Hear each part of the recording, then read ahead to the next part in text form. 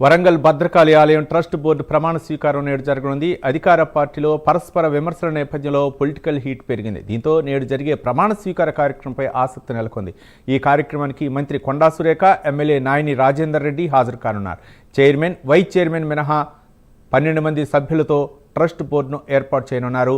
తాజా రాజకీయ పరిణామాల నేపథ్యంలో ట్రస్ట్ బోర్డు ప్రమాణ స్వీకారం సజావుగా సాగుతుందా లేక ఉద్రిక్తతలకు దారితీస్తుందా అనే ఉత్కంఠగా మారింది.